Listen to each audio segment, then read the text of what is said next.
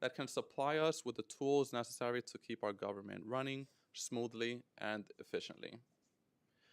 Our government, and therefore our city, is made better when we're able to tap into the diversity of our talent pool. City procurement is a complicated, lengthy process, and agencies often follow the path of least resistance to get the resources they need.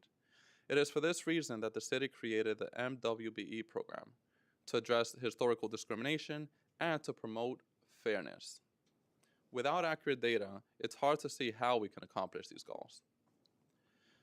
To increase MWBE participation in the procurement process, to increase the quality of goods procured for our city workers, and to ensure that the city is giving a fair shot to our small and local MWBEs, it is imperative that the administration prioritize this issue.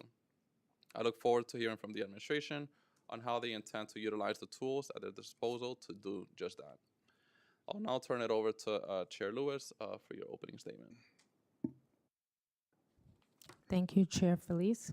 Good morning. I'm Councilmember Farrah Lewis, Chair of the Committee on Women and Gender Equity, and we're excited to join the Committee on Contracts and the Committee on Small Business and their chairs, Chair Juan and Chair Felice, for today's oversight hearing on the status of Minority Women-Owned Business Enterprise Certification Program.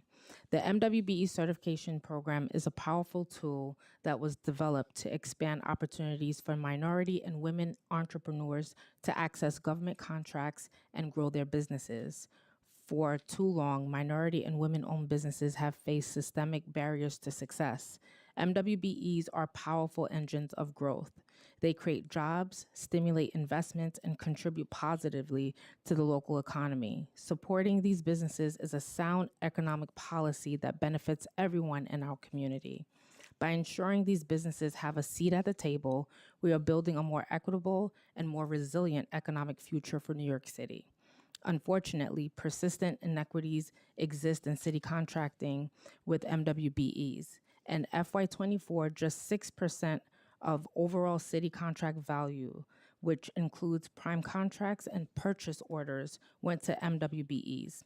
And the contracts that were awarded to MWBEs were often smaller than that of white male-owned businesses.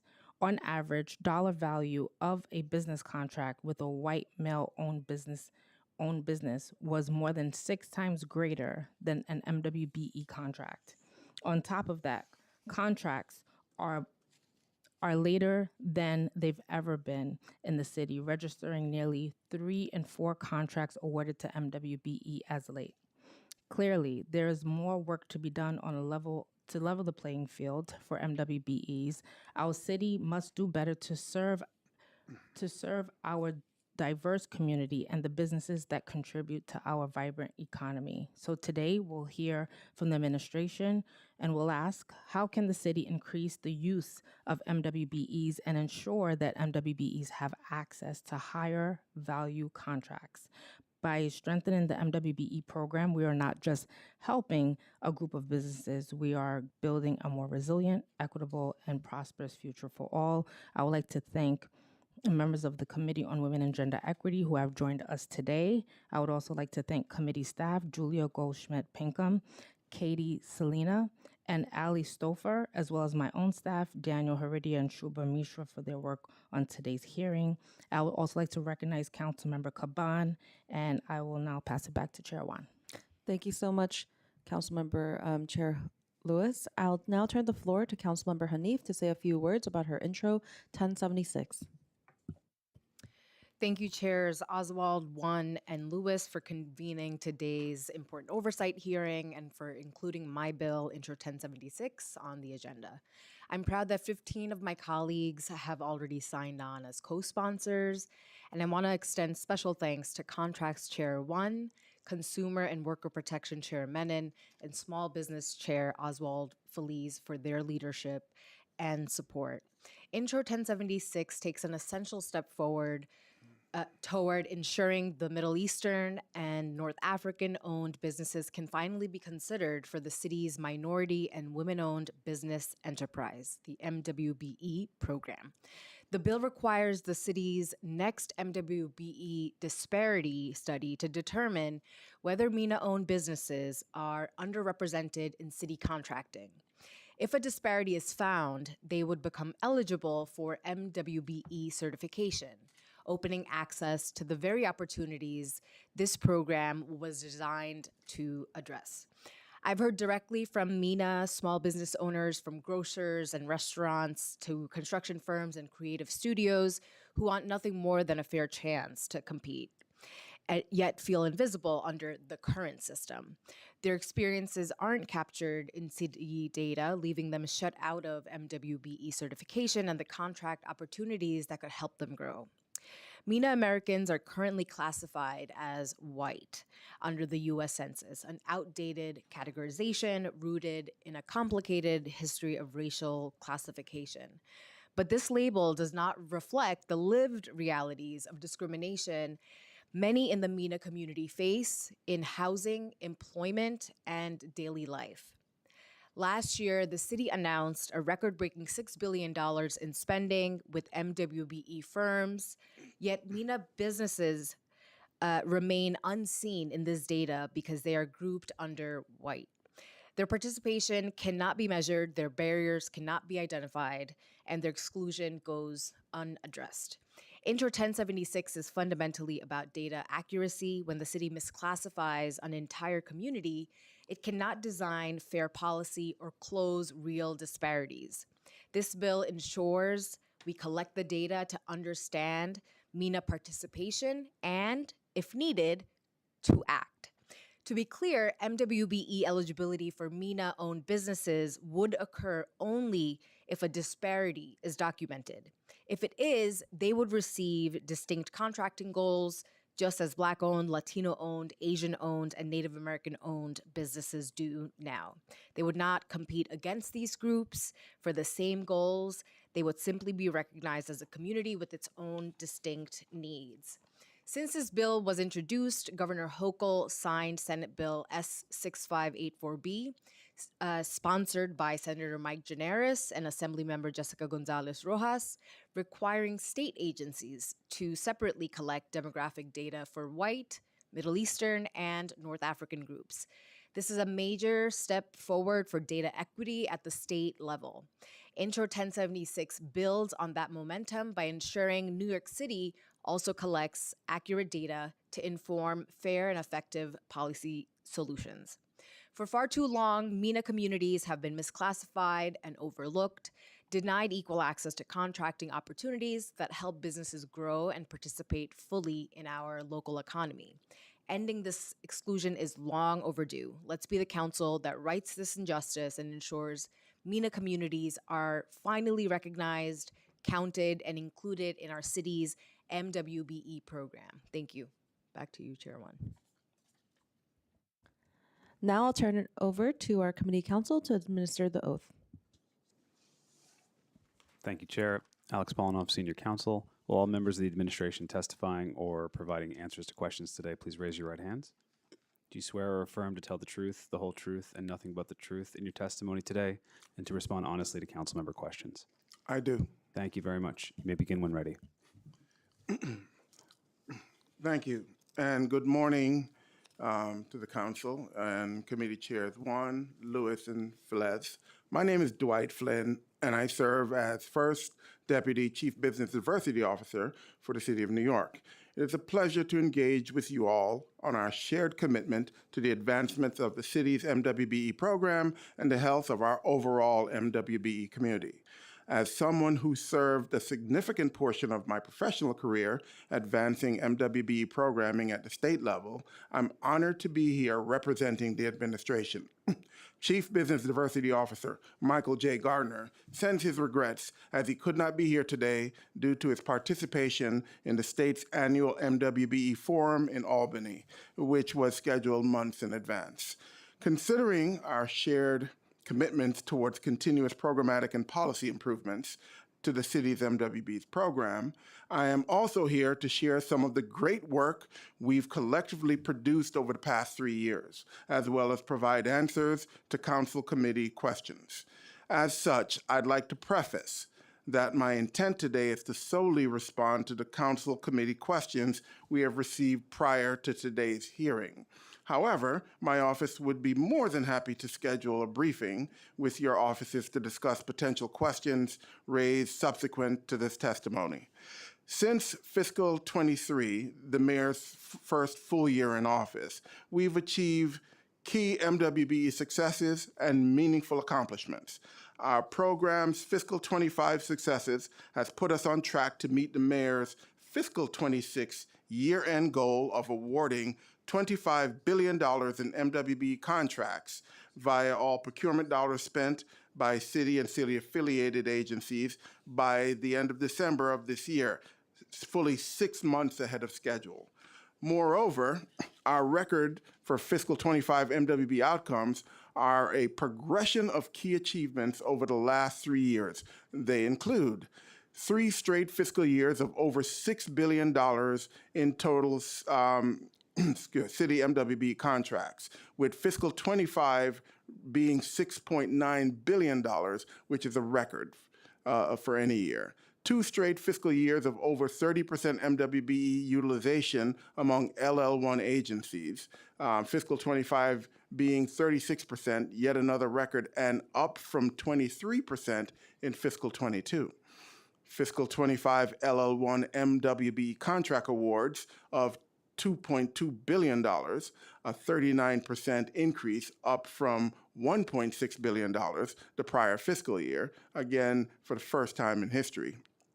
And, pardon me, 3 straight years of fiscal records for the use of the MWBE small purchase method. Now, using that method in fiscal 25, we achieved $350 million in contract awards under this method, which was more than doubled the $175 for fiscal year 23 of $175 million, and adds up to $822 million when measured from January 2022 to present. We've also had key New York State legislative victories and local policy program improvements. We've raised the small purchase method threshold twice, from $500,000 to $1.5 million, creating more and expanded opportunities for MWBE there. Regarding LL1 agencies, secured the ability to self-register small purchase method contracts from the New York State Controller.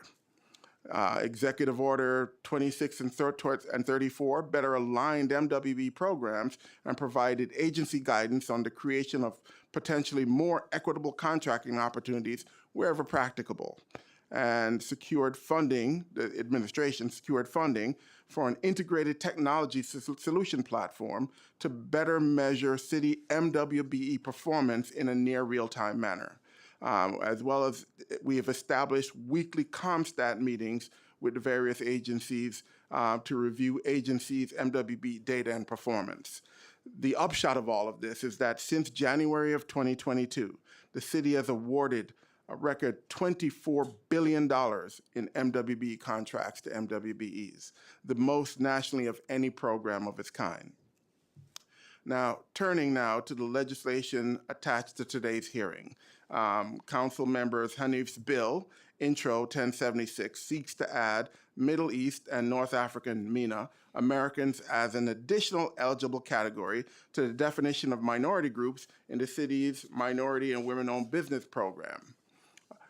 Before any amendments to the program, the city must conduct a disparity study to determine whether there is a significant statistical disparity between the number of available contractors able to provide goods and services and the number of these firms in contract with city government currently.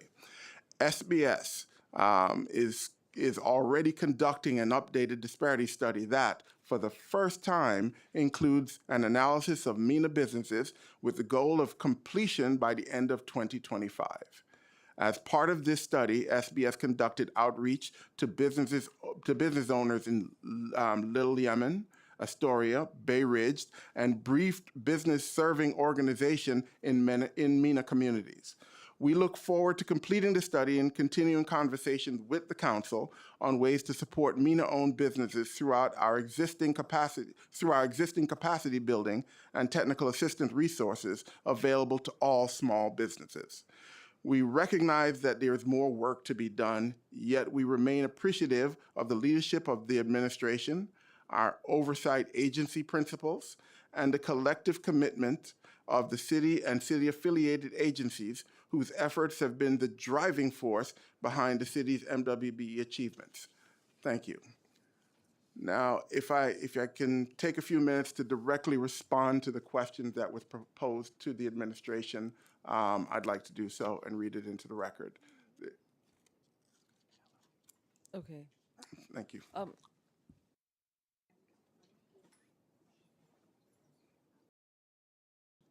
If you could just hold, I want to pass it over to Councilmember Hanif to ask her questions because she's got a hard stop. Thank you so much for your testimony.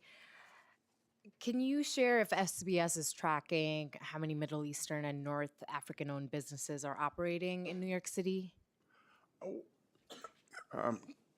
Council member, we are taking questions today and we will circle back with specific answers to those questions so as to ensure that we're being complete and responsive. So we'll circle back in a short period of time. Well, that's a little disappointing to hear because the hearing is about 1076 and MENA businesses. So either way, we will wait to get that statistic.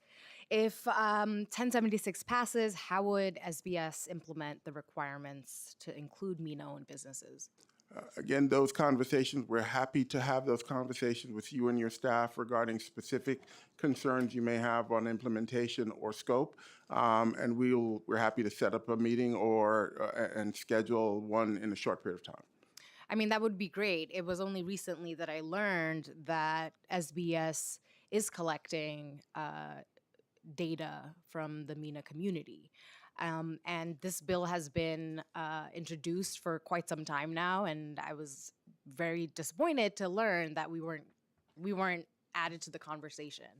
And instead, there was an attempt to not have this bill heard. So I just want to share that this bill is extremely important for our community, and SBS needs to take this much more seriously than it has done since the last time a study came out. We are still waiting, and it's hard to understand why SBS studies are taking this long, and I'd love to hear what has been the cause of the delays. And then I'd like to know, lastly, we've had cases in my district where an applicant has not heard back for over a year regarding their MWBE application. What's the average time from application submission to certification approval? And then how does SBS work to inform MWBE applicants of where they are in the process and if the process is delayed? Right, and again, I would be happy to take that information and schedule a call to discuss the process in any particular detail that is needed. And as I've stated earlier, we are expecting the study itself to be completed by the end of December. So the two additional questions I asked about the delays in certification. Right. You're taking that back, you said? Yes, we are. And if there's a specific certification questions from members of your from members of your constituency, we're happy to take those specific questions back to SBS and have them be in contact with the particular constituent. Happy to do that. We're also happy to circle back with you on any questions you have about the process.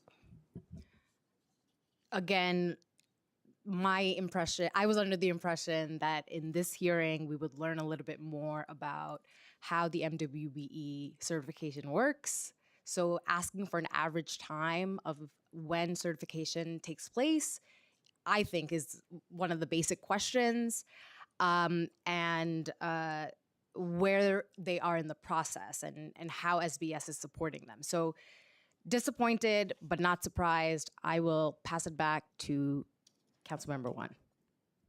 Thank you so much. I echo the sentiment of Councilmember Hanif, our first Muslim woman representative in the City Council, and we hope to see more improvements in the next administration.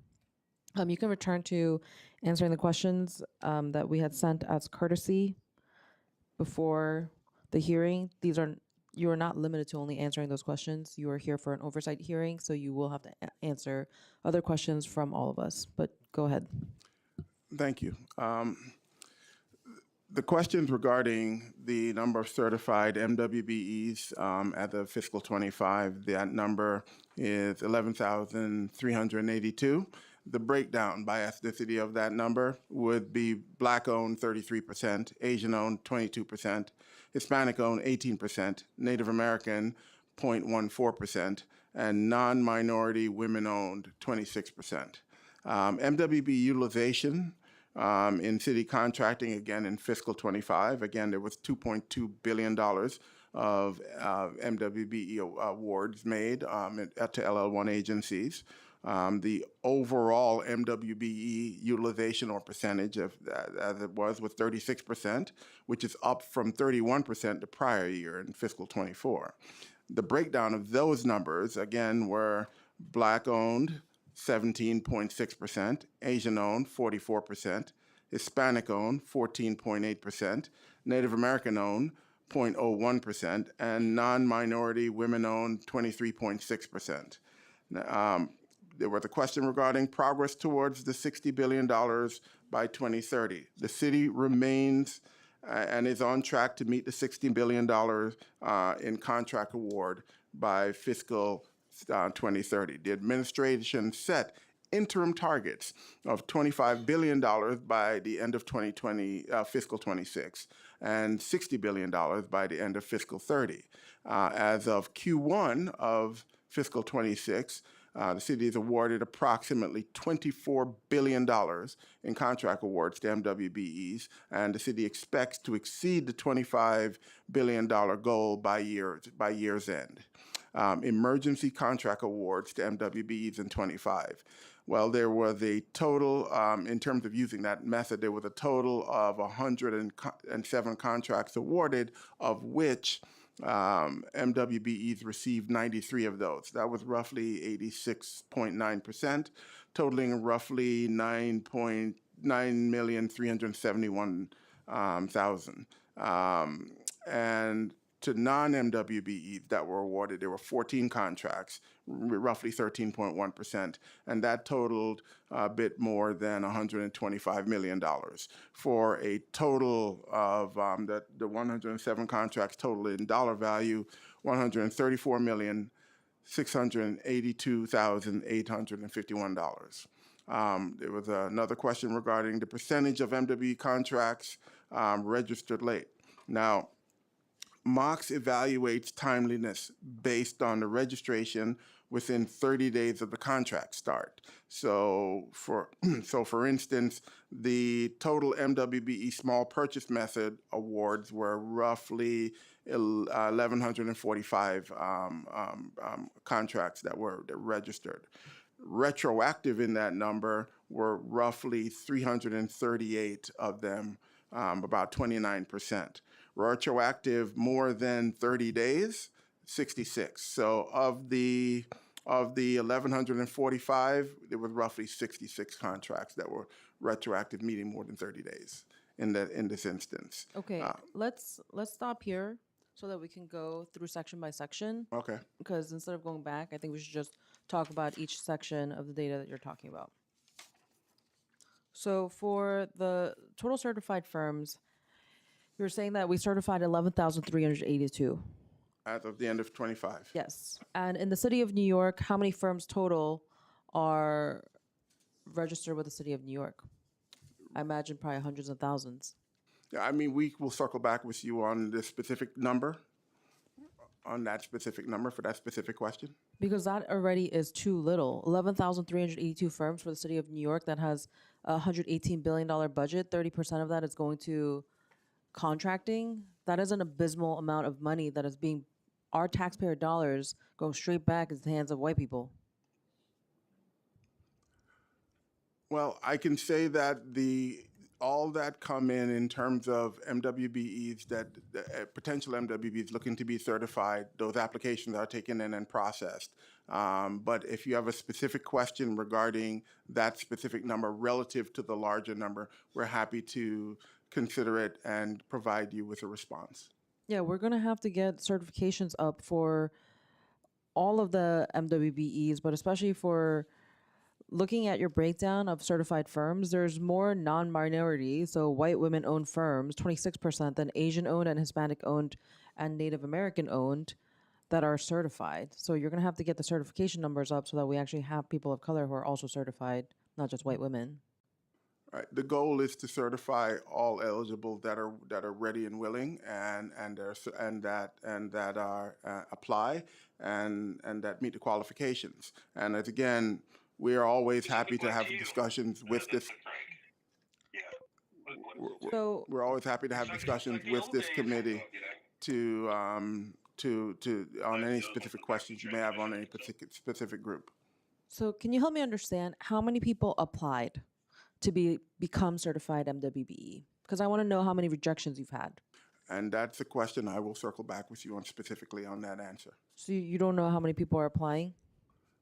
For Can you have- for can what you- particular time frame and so on, we will So we within will the- we will get you that So response. within fiscal year 25 to close, how many people of color applied for and women apply for MWBEs?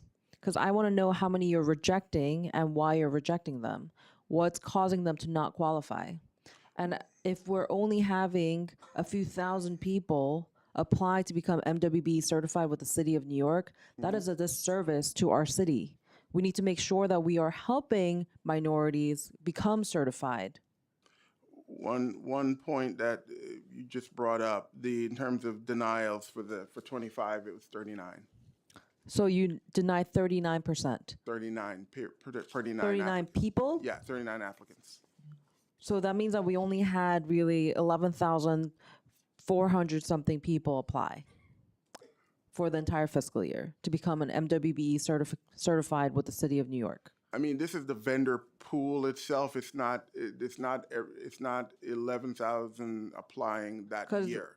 So you're saying if there's 11,382 that are Vendor total pool. certified and you reject a 39, that only adds up to be about 11,400. Well, what we're 20.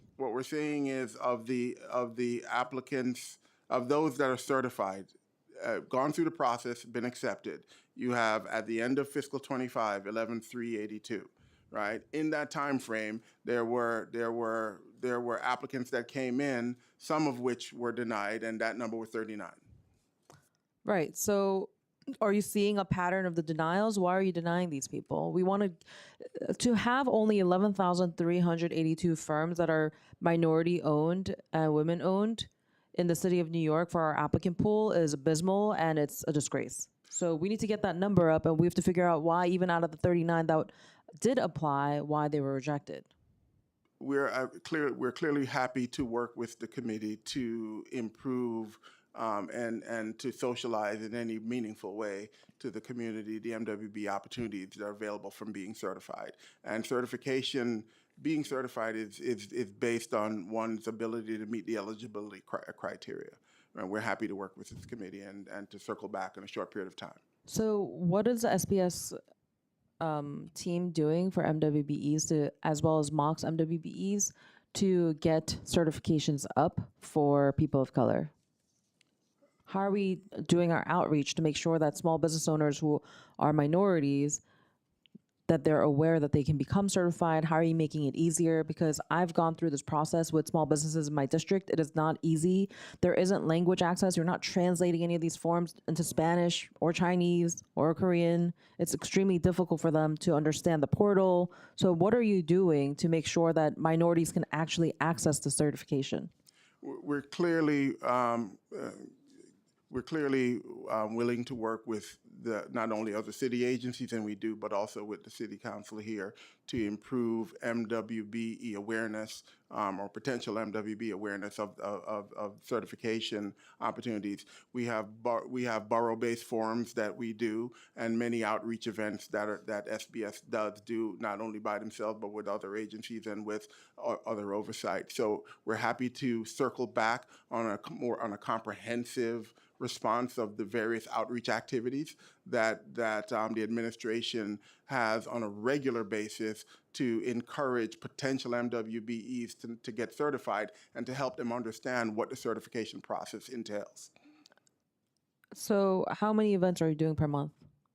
And in which boroughs? It does vary on a month-to-month basis. Again, I'll circle back with. I'd rather give you specific answers that are accurate and to the point that you're trying to get answers to. So we'll circle back in a short period of time with that answer. And how much money is dedicated to increasing MWBE certifications within SBS? What is that funding amount? That I will circle back with you on. How many staff members do you have dedicated to increasing MWBE certification? Again, committee chair will circle back with you on that. How many people are employed to do the certification process for MWBEs at MOX or at SBS? The certification process is SBS, and we'll circle back with specific numbers. So you don't know how many staff members you have dedicated to working on MWBE certification? There is a certification unit at SBS, and it is a substantial unit. I just simply want to make sure that the number I give you is accurate. Okay, whose staff is here with you from your team today? Are they sitting behind you? No, unfortunately, they weren't able to be here today. Oh, so the administration didn't think that it was important for you to be here at this hearing with staff? Yes, they do, which is why I'm here. Again, I am the first deputy to chief business diversity officer. But that said, if there are specific questions that go to the heart of issues you're concerned with and should be regarding how MWBEs are getting in and what they're accomplishing in the system, I want to make sure that we circle back to you with specific answers that give you the tools you need to make decisions on a going forward basis. Okay, I see some of the admin folks here with us. Can you please make sure that we get a clear answer of how many staff members are dedicated to certify MWBEs and SBS and MOX for each agency? And what is the funding allocation for each agency to ensure that this is happening? We would like to hear it before the end of this hearing. For the Mayor's Executive Order 34, requiring agencies to consider at least one quote from an MWBE vendor for all emergency procurements, how is this being enforced? And does MOX track whether agencies are complying with the EO 34 requirement to consider MWBE quotes?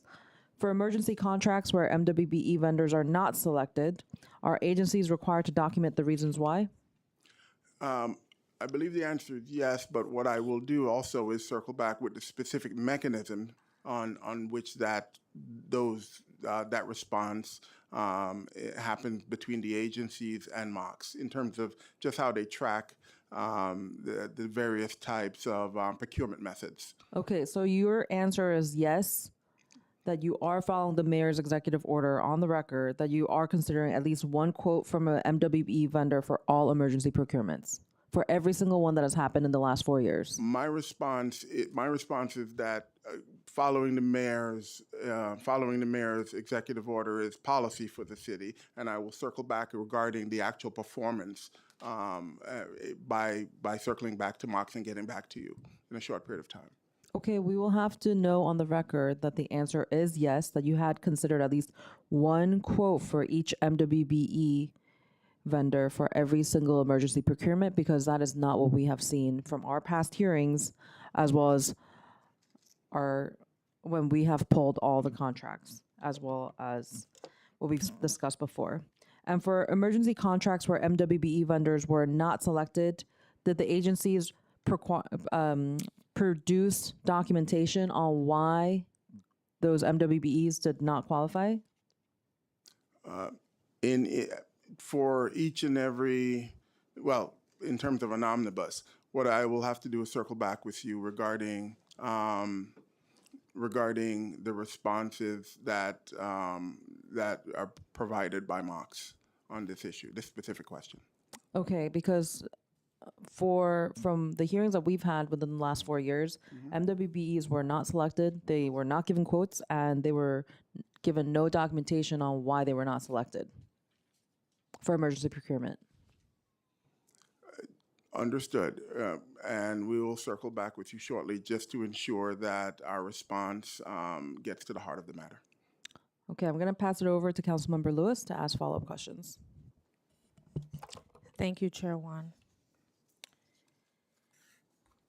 So in your testimony, you stated 3 straight fiscal years of over $6 billion in total city MWB contracts. FY25 would have a record of $6.9 billion. Yes. So I wanted to know, what kinds of contracts does this include? And is it the spending year of FY25 or out years? How are you all calculating that number? We are looking at the total spend of city agencies and city affiliated agencies with MWBEs for each fiscal year. But we're happy to circle back with more detail if that would be helpful. You said different city agencies? No, city agencies and city affiliated agencies. With the total MWBE spend from those. And that's how you're coming entities up with the $6 billion for FY25? for each fiscal year. So is this only for fiscal year 25, or is this out years as well for the $6 billion? No, this in is totality? this is over the 3 fiscal years. Is what you're referring to. Got it. All right. Just like my co-chairs, I'm appalled that, we offered the courtesy and gave the gesture to provide questions so that you all prepared for the hearing.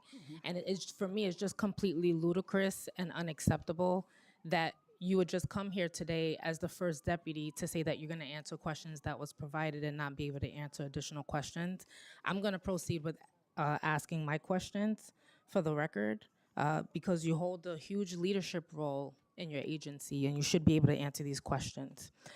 We know that women of color entrepreneurs often start with significantly less capital than their white or male counterparts. So when 61% of MWBE contracts are registered late, leading to payment delays, this is an equity crisis that bankrupts these specific businesses. So I wanted to know, as the first deputy, can you explain how the administration plans to prioritize contract registration specifically for smaller, women-owned firms that do not have the cash reserves to float the city for 6 months? It is the city's goal to ensure that small businesses, MWBEs and so forth, small businesses, that their registration is as on time as practicable, and that is general policy. I know that is policy through MOX. For any specific tranche of registration, I would circle back with you on it, but clearly it is our goal has always been MWBEs being successful and not having obstacles in their way. So this administration is committed to ensuring that we improve on a year-over-year basis our ability and in actual fact the registration of MWBEs as well as just the overall program performance. All right. Would a restructuring of the MWBE program, perhaps consolidating oversight or giving SBS more authority over agency spending, alleviate the reporting delays and utilization gaps we're seeing? I mean, this would be something we'd be happy to have further discussion with your office on to see if these or other ideas may be helpful in accelerating performance and improvements. We're happy to do so. We're happy to circle back. But I wanted to know from your point of view. It's difficult to say without getting into the details. That's why I'd rather get it right. All right, that's honest. When large prime contractors win bids for projects for instance, in Brooklyn, they often bring in their own preferred subcontractors from outside boroughs. So I wanted to know, how is the city enforcing local hire or local subcontracting specifically for MWBEs? And can your agency mandate that a percentage of subcontracts on Brooklyn-based projects must go to MWBEs located within the specific boroughs? Regarding mandating, it's something that for logistic and possible legal reasons we would have to take back and examine, and we're happy again to have the discussion. I think we all get to a better place when we put our best foot forward on these things.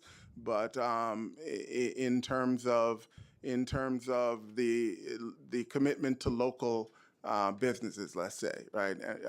This administration has always said the city is open for business, and we support local businesses in a strong and robust manner, which is why, in all frankness, you see performance increase and outcomes increase year over year with the MWBE community.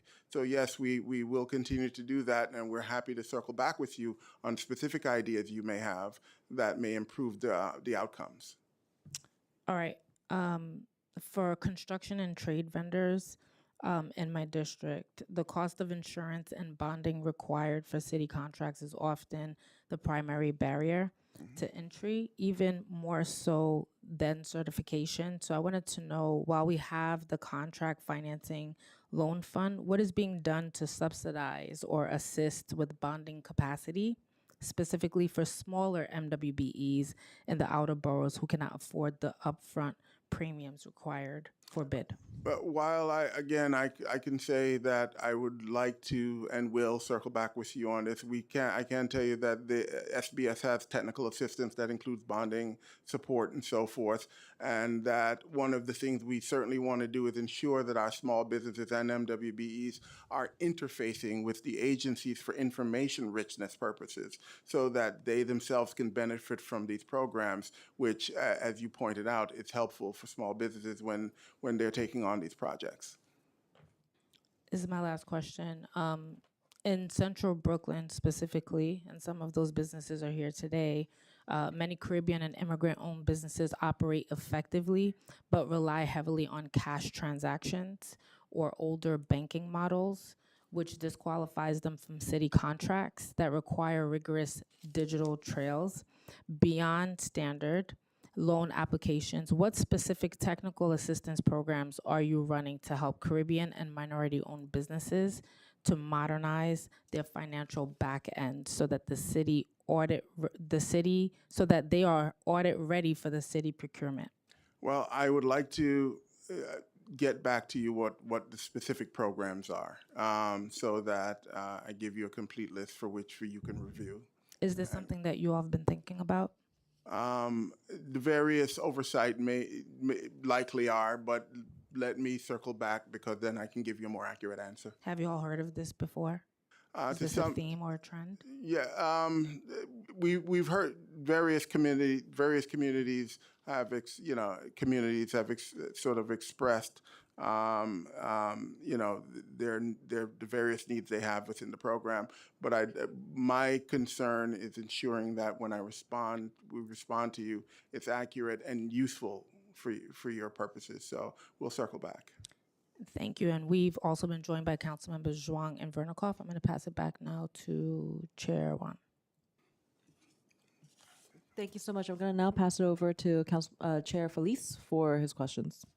Thank you so much, Chair. I would like to recognize some of the members of the Small Business Committee, including Council members Ung and Zhuang. Just want to start by echoing some of the points mentioned by Chairs Wan and Lewis. We have to support our MWEs. We have to get serious about reducing disparities and providing opportunities to underrepresented groups. We have to get serious about promoting diversity in our economy. This is New York City, the most diverse city in the entire country. We have to get serious about that issue. Based on this data that you've provided today, it is clear that that is not getting prioritized or getting done, and it's very unacceptable. On this issue, this administration has issued everything. Goals, executive orders, has issued basically everything except results. And that is a perfect example of bad government. Also, the first question, we provided months of notice about this hearing. So my first question is, where is SBS? Where's the Small Business Services Agency? Where are they? We weren't told anything. I don't see them anywhere in this room. Where are they?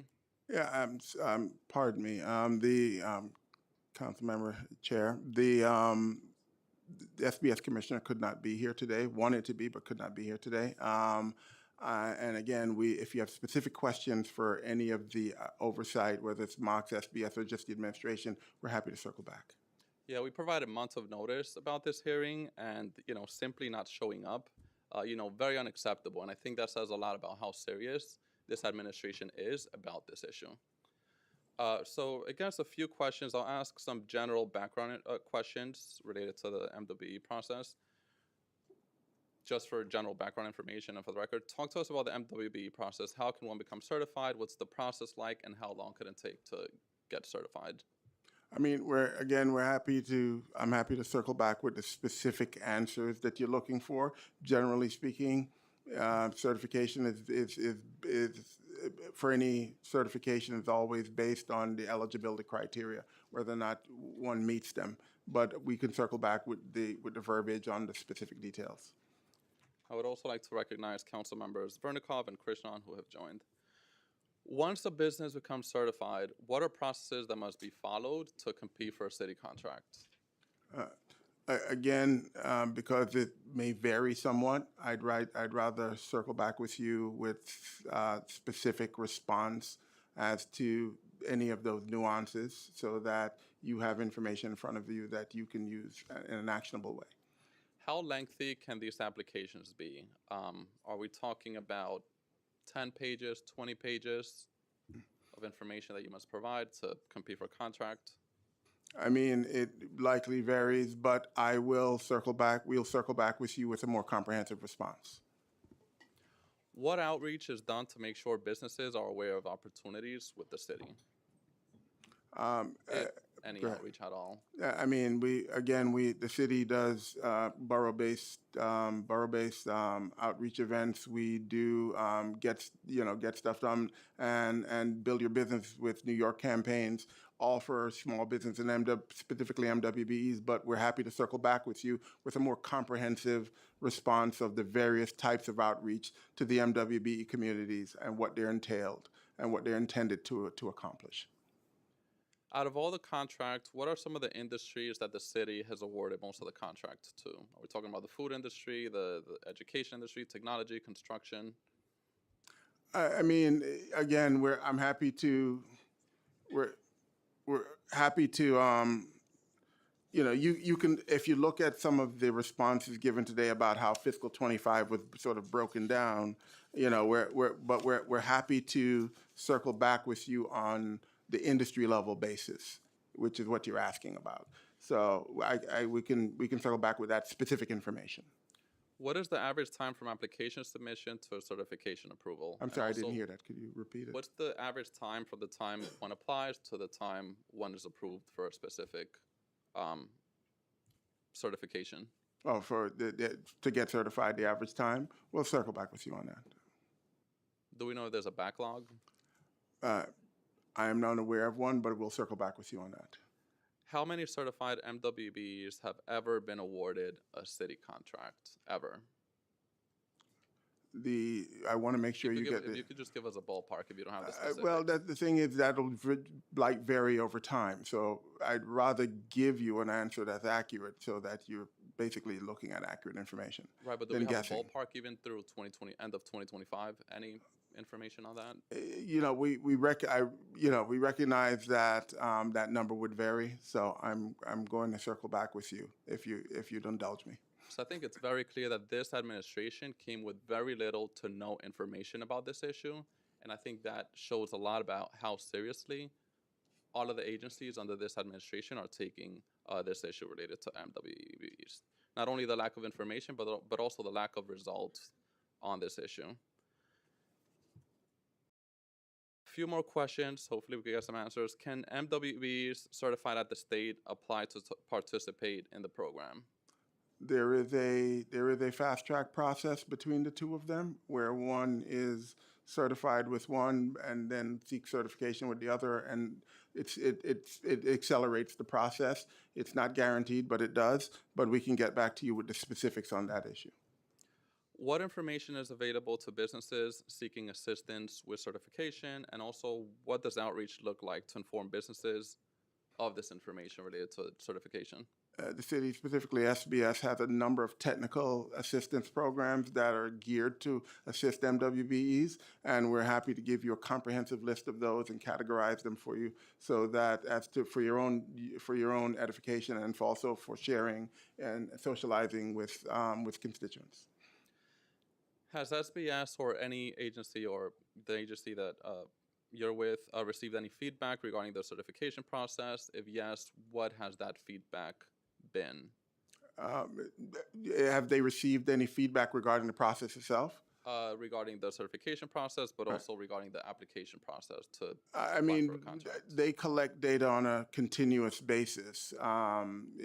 Specifically, I'm happy to circle back regarding how can I put this the overall trend that those questions are asking for any particular type of help or assistance or clarification.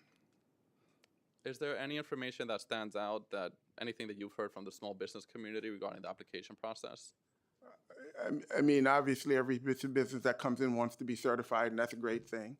And they're enthusiastic, and that's also a good thing.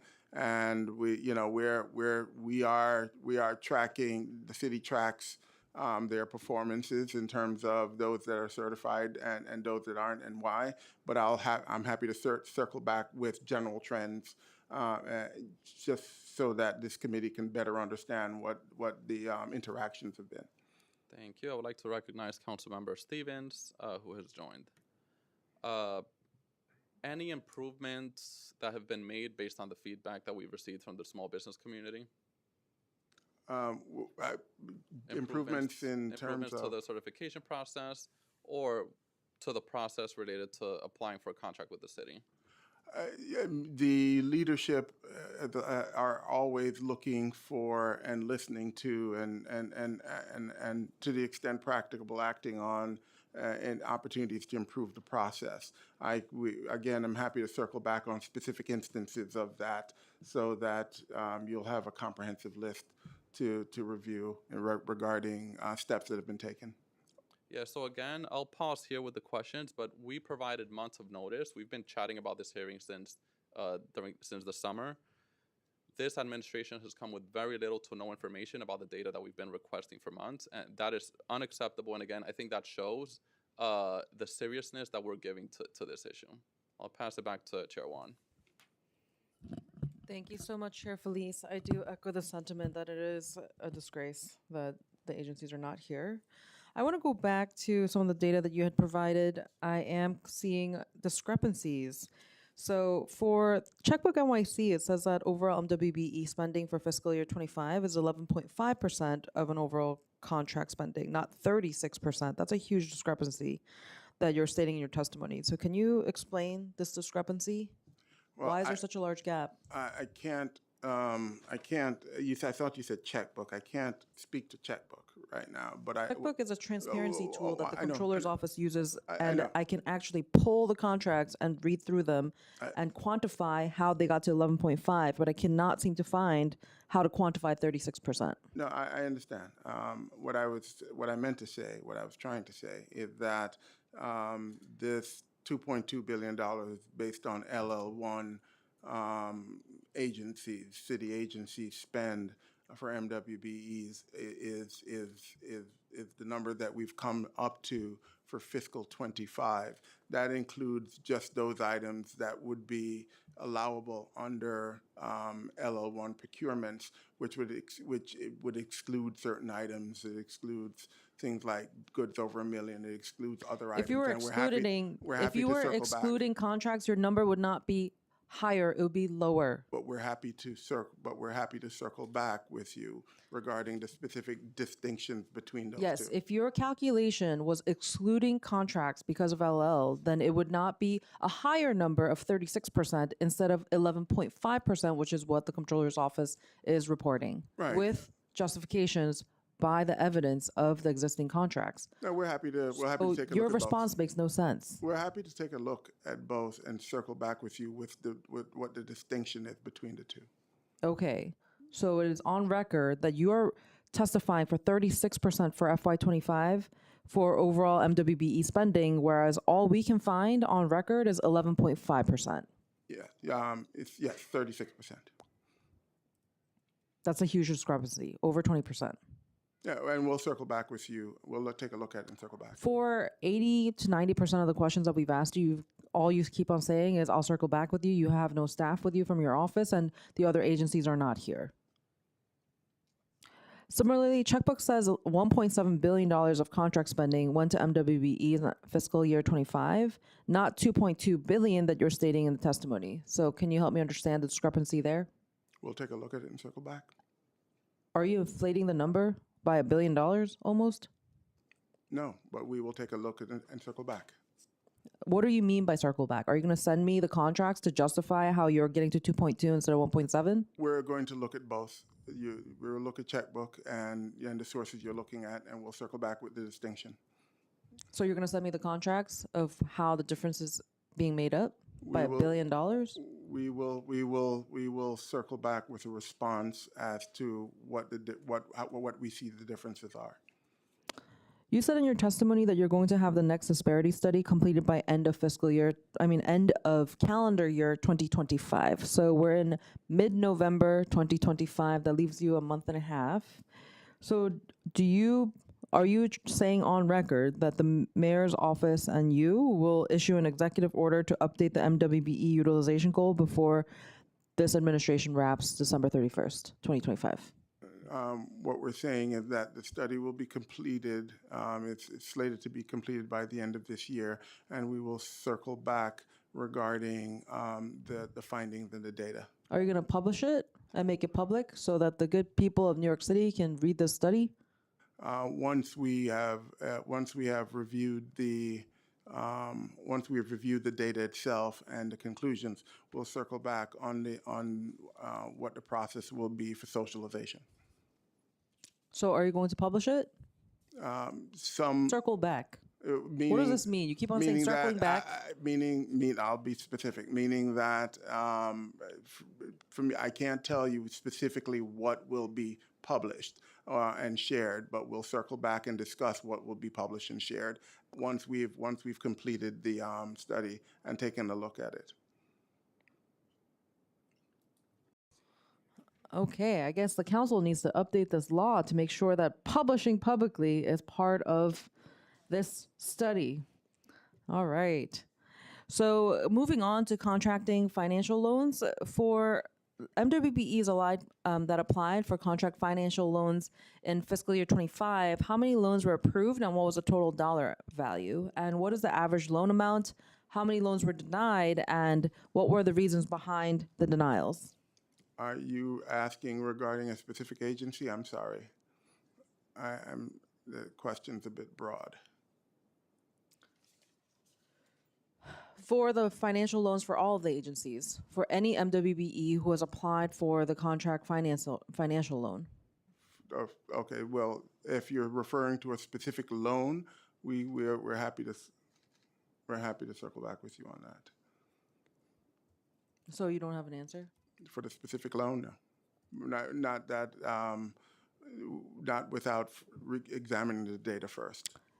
So it's on your website on New York City business.nyc.gov for New York City businesses, and it's called Contract Financial Loan Fund. Mm-hmm.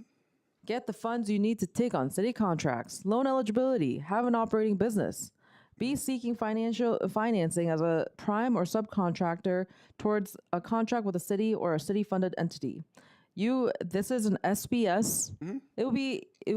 It would have helped if the SBS commissioner decided to attend this hearing or send staff, but it's a SBS Connect account, and that is how you apply to make sure that you can get the Contract Financial Loan Fund. Mm-hmm. Because as Councilmember and Chair Lewis has said, it is not easy for people of color, especially Black women, to qualify for the MWBE certification and to be able to finance it for these contracts.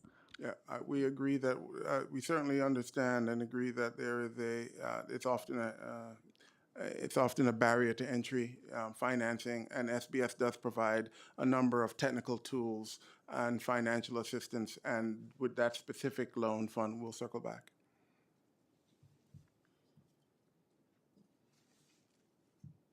I'm going to pass it over to Chair Lewis for another round of questions. Chair Wan, I'm going to just add an addendum to my statement for the record regarding Reso 281. We often speak of New York City as an engine of opportunity, yet the data before us reveals a broken promise for the demographic that serves as the very backbone of our neighborhoods, women of color. The Comptroller's recent report uncovered a disturbing disparity within the disparity. In fiscal year 2023, despite our stated goals, Black women-owned businesses receive a staggering 0.39% of citywide contract value. For Hispanic women-owned businesses, that number drops to a near invisible 0.11%. These statistics represent the systemic exclusion of thousands of qualified entrepreneurs in districts like mine in central Brooklyn. While we celebrate incremental gains in the broader MWBE program, the reality is that the male-owned MWBEs are receiving nearly 8 times the number of contracts as those owned by women. We are seeing a valley of death where women of color navigate the bureaucracy to get certified, only to be completely shut out when it comes to time to cut checks. Resolution 281 calls upon the mayor's office to stop treating the MWBE program as a monolith. It demands that the administration identify and implement specific target measures to close this gender and racial gap. We cannot claim to be fighting an inequality while the city's own wallet reinforces it. It is our responsibility to ensure that the path to generational wealth is not paved only for a select few. Passing this resolution is a necessary step forward, ensuring that the women who build our communities are finally given a fair shot at building our city. I'm going to pass it now back to Chair Wan. Thank you so much. We are going to be doing a lot of circles, and we're going to hear from you soon. This hearing is now adjourned. Oh, Thank you. sorry. The administration is dismissed. Thank you for being the lone person who showed up and, taking everyone else's heat that you didn't have to do alone. But now we're going to move on to public testimony. Thank you. The first panel that we're going to hear from is Marsha Collier, Ria Verdachari, Kamala Millwood, and Camille Newman. So it's Marsha Collier, Ria Verdachari, Kamala Millwood, Camille Newman.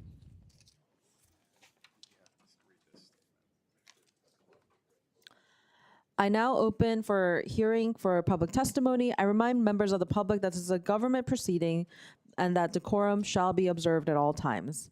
As such, members of the public shall remain silent at all times. The witness table is reserved for people who wish to testify. No video recording or photography is allowed from the witness table.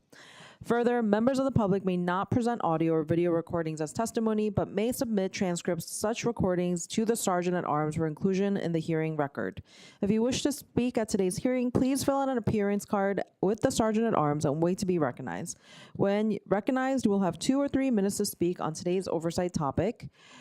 Status of minority and women-owned businesses, MWBE certification program, or any of the following bills attached to the hearing. Intro 1076 or Reso 281. If you have a written statement or additional written testimony you wish to submit for the record, please provide a copy to the testimony of Sergeant at Arms. You may also email written testimony to testimony@council.nyc.gov within 72 hours of the close of this hearing. Audio and video recordings will not be accepted. For in-person panelists, please come up to the table once your name is called, and we will now turn. Oh, okay. Okay, so you may begin. Okay, good morning, everyone. So, a bit of a pivot from today's topic. I'm actually here for women and genders equity. So, again, dear members of the committee and chairs, thank you for the opportunity to speak. While today's agenda focuses on MWBE certification, I'm speaking to a core pillar of gender equality and equity, survivors' safety, and access to services. So my name is Marcia Collier. I'm a medical doctorate and Masters of Public Health student from Jamaica, Queens, New York. And I'm asking for you guys to support the New York State Bill S2280A, which requires a standardized lethality assessment and an immediate warm handoff from police or hospital staff to trained advocates based on the result of that assessment that would connect survivors with resources during that immediate incident. So why should we act now? Domestic violence is a persistent driver of serious harm in our city. From 2010 to 2022, DV victims accounted for about 17% of all New York City homicides, and intimate partner homicides has risen in recent years. In a review of recent cases, 8% of intimate partner homicide victims had an active order of protection at the time of the incident, underscoring gaps at first contact. What is proposed we do about it? The lethality assessment program. I'm so sorry to interrupt you. We're only taking testimony for on-topic items today. But Okay. if you want to submit the testimony you have, you can with the sergeant or the email that we provide here. But unfortunately, we're only taking on-topic testimony. Okay. Well, I've submitted it through email for you guys as well. But that's okay. I'm willing to hear you guys out in another venue. Thank you for being Thank you so here. much. Thank you. You may begin. Good morning. My name is Ria Vardachari, and I'm speaking on behalf of Engage Action, an organization that advocates for Muslim American civic and political empowerment. Thank you, Chair Wan and members of the committee for the opportunity to testify today. I'm here in support of Intro 1076, a bill that would pave the way for Middle Eastern and Northern African-owned businesses to become eligible for the city's Minority and Women-Owned Business Enterprise Program. The most damaging impact is that MENA-owned businesses are locked out of the WBE program entirely, not because they lack capacity, but because they are still misclassified as white under outdated federal standards. This misclassification means these businesses have zero access to the over $6 billion in city contracts reserved for certified minority and woman-owned firms. It is a structural exclusion baked into the system, and it will continue unless this council acts now. We see this exclusion clearly in MENA communities. Many MENA-owned small construction, catering, bodega, and professional service businesses would be excellent matches for city contracts. They are deeply rooted in neighborhoods, they employ local workers, and they have the expertise. But without the MWBE status, they lack visibility in procurement databases and cannot access small business set-asides, and they miss out on capital mentorship programs tied to certification. This bill is also urgent.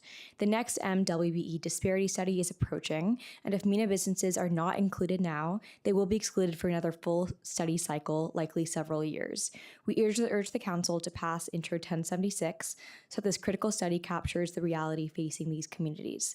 I will be submitting a more detailed written testimony, and I want to thank the Council for considering this long overdue step towards economic equality for MENA-owned businesses. Thank you.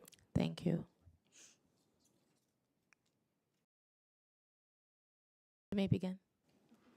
Hello, everybody. My name is Kamala Millwood. I am the president of Palatial Publishing, LLC, which is a MWBE certified company. I also have a master's in management from St. Francis College. And I'm here to give you my testimony. And I'm happy that I'm able to extend it from what I had before, now that we have a little bit more time. Okay. My company, through my work, has been helping small businesses navigate certification. Consistently, we're hearing the same concerns, that the current MWBE application process is too long, too complex, and too burdensome for micro and small business owners. To improve access and reduce disparities, I strongly recommend creating a shorter, simplified application that eliminates unnecessary requirements and can be reasonably completed under 60 minutes. This would allow the smallest and most vulnerable businesses to participate more fully in the program. I also express my full support for Resolution 281 and its call for concrete measures to address the disparities women of color-owned businesses face in securing and performing public contracts. My company has certified within this year only, fiscal year 2025, 170 businesses. 170 businesses. And the thing is, I personally do these certifications and I sit with these individuals and I see a lot of them have tried many, many years to do these certifications by themselves. And they will see things like asking about stocks and shares or meeting minutes. Many of these things don't apply to these companies. The process takes an average of 6 to 8 hours to complete. And that's with me sitting right next to them with my laptop. 6 to 8 hours. Many of them don't have resumes. They don't have logos. If you could wrap it up. Okay, so I'm just letting you know that because I'm determined to make sure these businesses get certified, I've never had any denials. That's the first step. The second step is to make the process more simple for more people to be certified and to get these government contracts. Thank you very much. Thank you. Good morning, council members. My name is Camille Newman, Director of Economic Development and Entrepreneurship at the Local Development Corporation of East New York, home to the Brooklyn Women's Business Center and New York State Entrepreneur Assistance Center.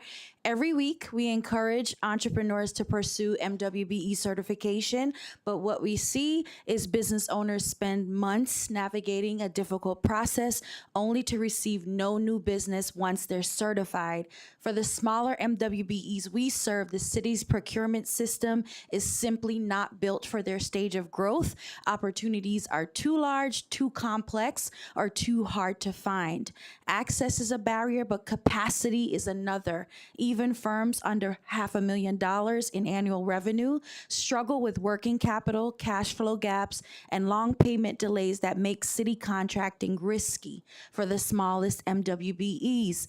To close these gaps, we recommend 3 priorities. Require agencies to publish clear procurement pipelines so emerging MWBEs can see opportunities in advance. Standardize commodity codes across agencies so firms can reliably find opportunities they match their services.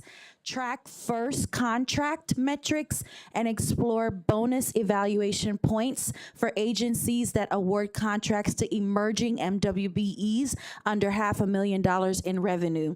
Our entrepreneurs are ready to work and eager to contribute to local hiring, but they need the procurement pathways with real entry points. We also encourage the city to explore a procurement readiness accelerator to help smaller MWBEs navigate this entire process. In closing, we support Resolution 281, and thank you for the opportunity to testify. Thank you all. This panel, do any of my colleagues have questions for the panel? All right, this panel is dismissed. Thank you so much. Thank you.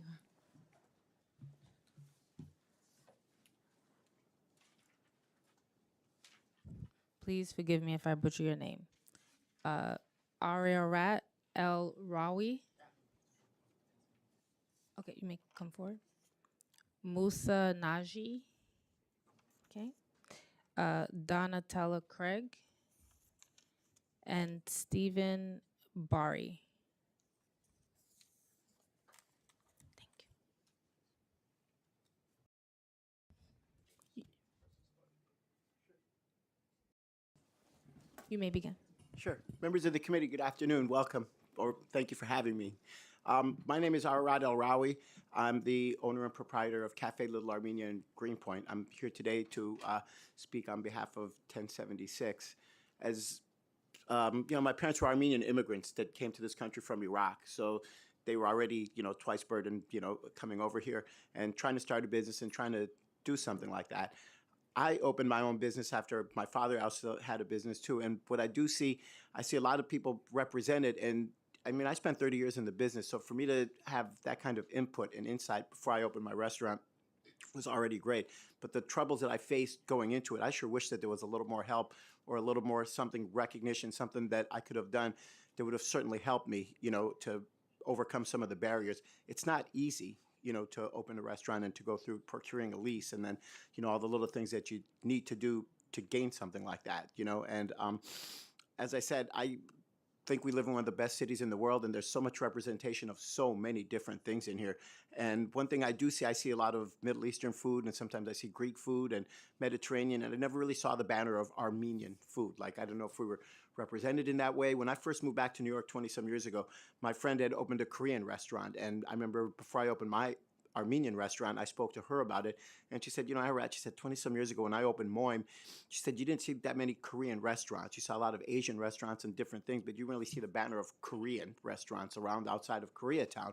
She said, now when you drive around, you see a lot of places that have Korean food, and it's represented all over the place. And, you know, she encouraged me to open my restaurant just based on the fact that I don't see a lot of Armenian representation. She said, you kind of have a leg up on there. And, you know, right now there's only 3, you know, and one of them focuses on catering, you know. And so I just think that, yeah, it would be nice to see more representation and more help. And I think that there's a lot of people that are out there that want to represent their food and their cultures. And we just want to be part of the dance as well. We're not trying to say we're being left out or that we're better or anything like that. We just want to be part of the dance too. If everybody else can, you know, get their foot in, then I think that we should be able to as well. And when I see things like this, and I think that these are things that help people, this would be amazing for people like my parents, you know, that wanted to have a business, that wanted to start a business and weren't quite sure how to go about it. And then doors get shut in your face and, you know, leases get, you know, taken away because you don't have the money and you don't have this and, you know, all the things that you have to go to procure a lease and to, you know, actually get a business. And I think stuff like this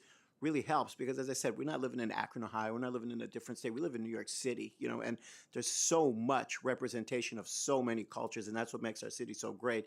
And I think we should just continue to foster that, help that, and make that accessible so everybody can have a voice in the game. And it's not just, you know, the traditional standard stuff, or it's not just the traditional, you know, stuff that you see, you know, laying around. Oh, it's Asian food. No, it's not. It's Korean food. Oh, it's Mediterranean. No, it's Armenian food. You know, my Iraqi food. I don't even see that much Iraqi food, you know, outside of here. There's a few places in Jersey that you can go to and, you know, stuff like that. But it sure would be nice to see like more representation and give everybody a chance to survive and you know, do their thing in this great city of ours where everybody can have a voice. And that's what makes, as I said, it's what makes our city so great is that everybody can have a voice and can be represented. But, you know, to be underrepresented is something that's, you know, doesn't help, you know, when you are trying. So, you know, when I found out about this, when I heard about this, it's like, yeah, I would definitely support that as a small minority business owner, not just minority being that's just my restaurant by myself, but an Armenian immigrant,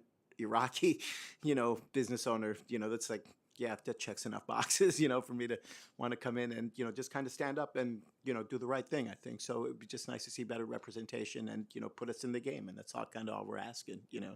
So that's what I'm here on behalf of today. And I hope this helps. I'm not sure, you know, but that's my thoughts on it. And thank you for taking time. Thank you for listening to me. Thank you. You may begin. So I was here to give testimony regarding insurance, but I did arrive here late, so I'm not sure if that was pertinent to this committee hearing. Okay, so I was asked to provide some testimony regarding insurance costs, and I listed out 3 things that are the major factor in terms of the rising costs in the last 20 years that I've been doing property management. Our portfolio is essentially small to mixed business, mixed use properties and warehouses in Manhattan and Queens. The 3 things that are a factor is the changing policies that are offered by insurers. So one year we'll have one policy which will cover all the things that we need to for essentially living and operating a building in Manhattan, and that will no longer be available in the next year. It will be repackaged, and that policy will then be an additional percentage more than it was the previous year. It will have a different name, and it will not provide the same amount of services. For example, boiler services. For boiler coverage, you have to have an inspection by the DOB, as well as DEP. Suddenly, they no longer provide that, but now it's twice as much. When I first started doing this in 2007, that was about $2,000. As of this year, it's $18,000. So that's a huge jump, and that's to get the same amount of service I was getting in 2007. The other 2 are claims, claims that are legitimate. Those are always going to be occurring in Manhattan, but the major problem is that's an albatross around your neck. If you have a claim against your building, let's say there's a fire, the insurer for that year will look at that and say, okay, I'm not going to cover you. Well, now I go to the next insurance provider, they'll see that same issue and say, okay, well, now we're going to raise your rate by X. And that occurs throughout your cycle without owning a property, no matter if it is a fire or is as small as a trip and fall. The last is bogus claims. As a property owner with commercial tenants, I have experience not just with them, but also running businesses in Manhattan as restaurants, that there are those who will look at ADA complaints against insurance as a gamble. Those, you know, that as really quickly they're filed out of state. So if those three things could be addressed, that would lower costs. Thank you.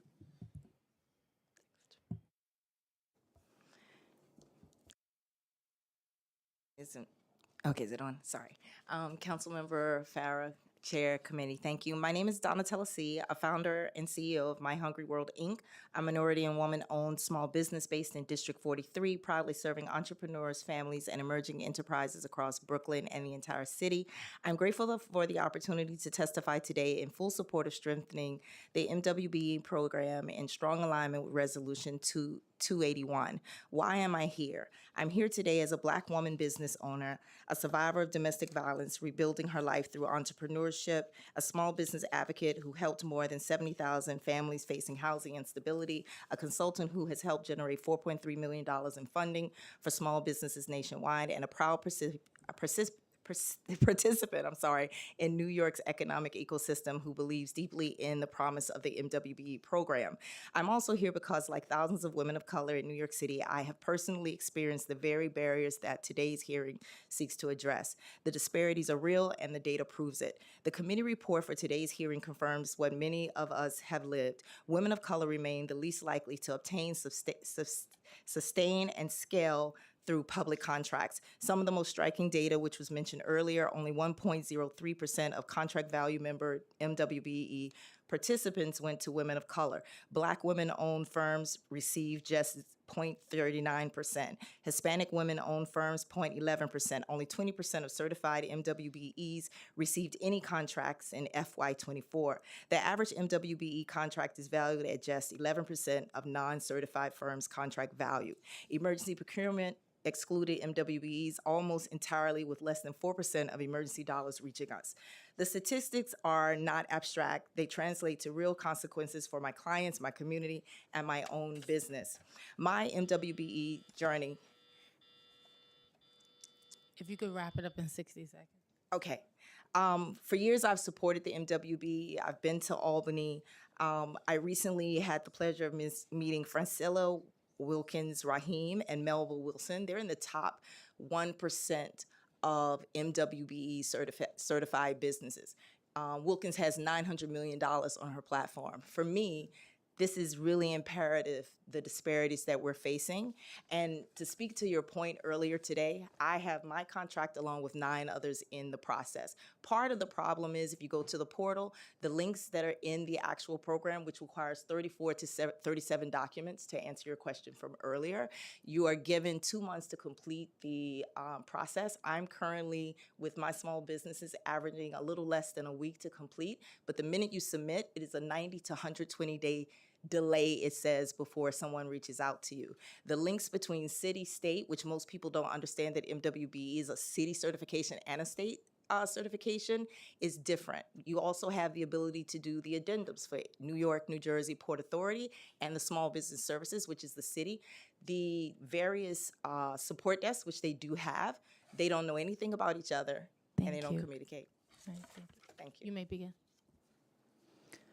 Good morning. My name is Musa Naji. I'm the Director of Advocacy and Community Relations at YAMA, the Yemeni American Merchant Association. It is an organization dedicated to uplifting Middle Eastern and North African voices and ensuring our communities are recognized both in civic and economic life. Right now, New Yorkers are not recognized in city data. We are grouped into the broad white category, which erases the unique challenges our small businesses face. And specifically for the Yemeni American community, it is a community that almost impossible for any New Yorker to avoid owning more than nearly 10,000 small businesses in New York City, predominantly delis or bodegas. But despite providing essential services and employing local residents, we are excluded from the minority and women-owned business enterprise program simply because MENA businesses businesses are not recognized. And this is not unique to just Yemeni Americans, but all members of the MENA community, Middle East, North Africa community. And it just reflects the systemic barriers faced by many in our community. We are here in strong support of Intro 1076, which offers a straightforward solution, which is simply to direct the next disparity study to examine whether MENA businesses experience discrimination or underrepresentation.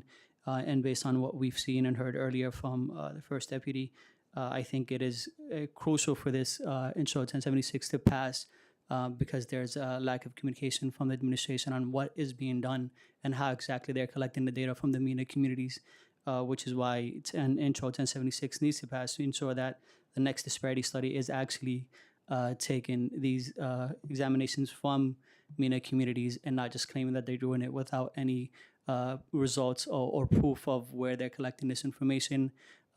Mentions of smaller communities across the city. So thank you, and we are urging the council to pass Intro 1076.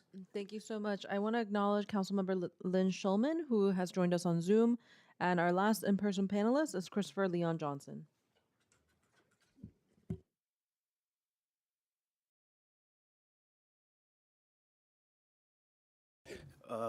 Yeah. Good afternoon. My name is Christopher Leon Johnson. Thanks for having this hearing today. I'm here to show my support for all MWBE businesses. I just want to say this, right? Today, I think we all saw today that the agency, the commissioner didn't show up. And I think the reason she didn't show up because that she knows she's out the door. She know that next about month in the change, there's going to be a transition. Now, I know that we're still in the Adams administration, but we have to look forward.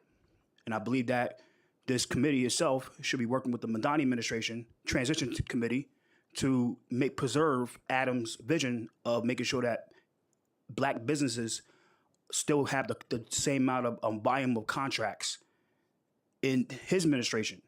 Because this is my feeling. I know I'm not trying to get banned for 30 days. I have a big feeling that the black businesses will be excluded from the Madani administration and it'll be prioritized to I like to call the MENA businesses, like Arab and Yemeni businesses.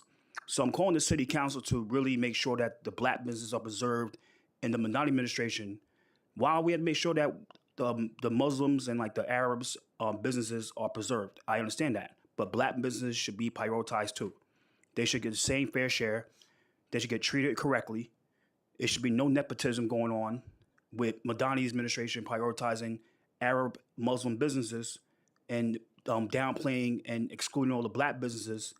And we make sure, by the way, about domestic violence, I know you cut the lady off, we need to make sure in that administration that people that are victims of domestic violence who have small businesses are protected in the Madani administration. That's what we got to make sure. So thank you so much. And like I said, protect black business, protect women businesses, and let's keep it like Adams we did. Thank you so much. Thank you so much. We're now going to move on to online testimony. We are going to hear from Anita Pierce, Jerry Stengel, Abdesamad El Sijuri. I'm sorry if I butchered your name, but you may unmute to speak. Anita Pierce.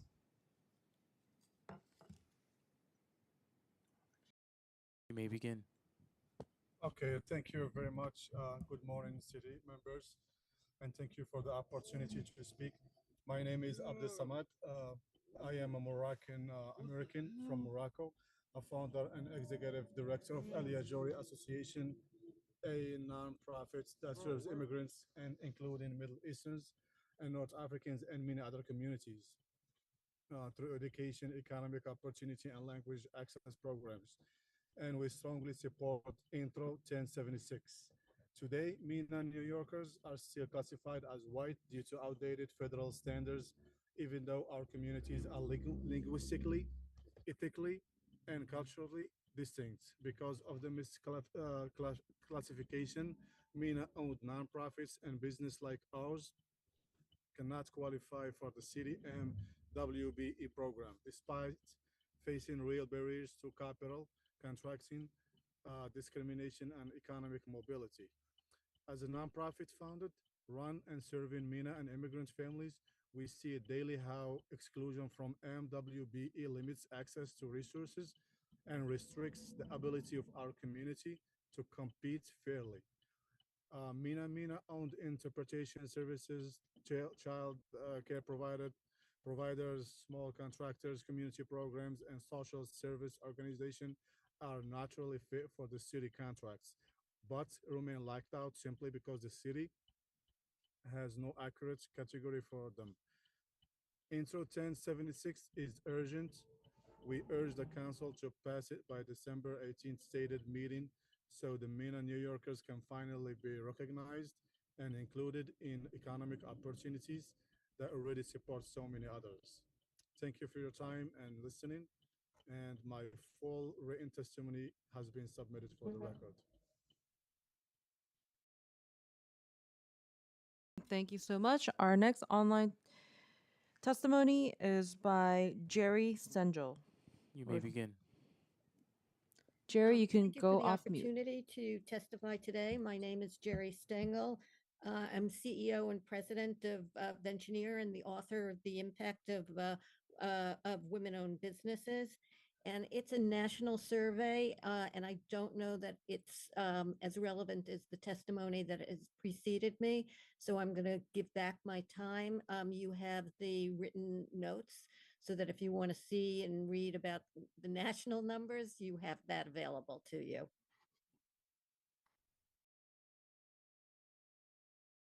Thank you so much. Next, we're going to hear from Anita Pierce. You may begin.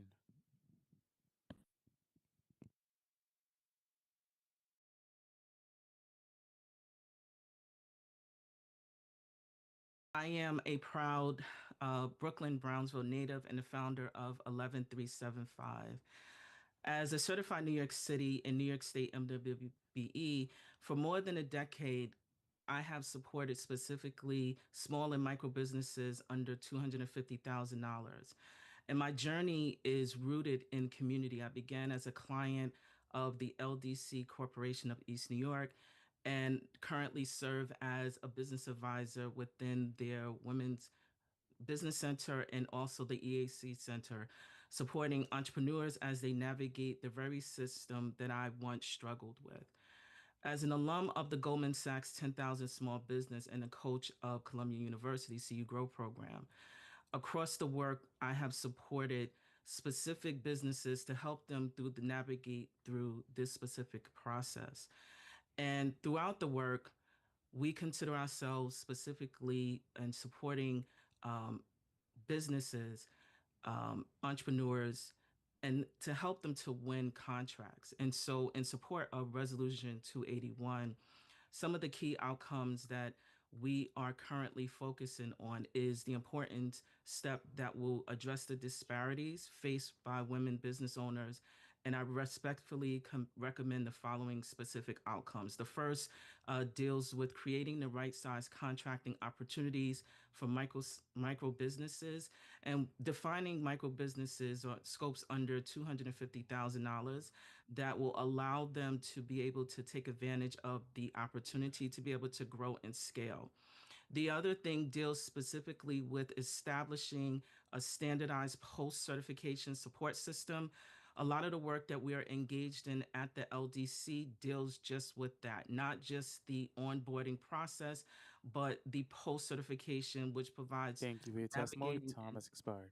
Thank you Okay. so much. Thank you.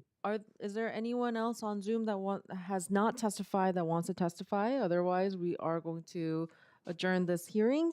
And thank you, everyone.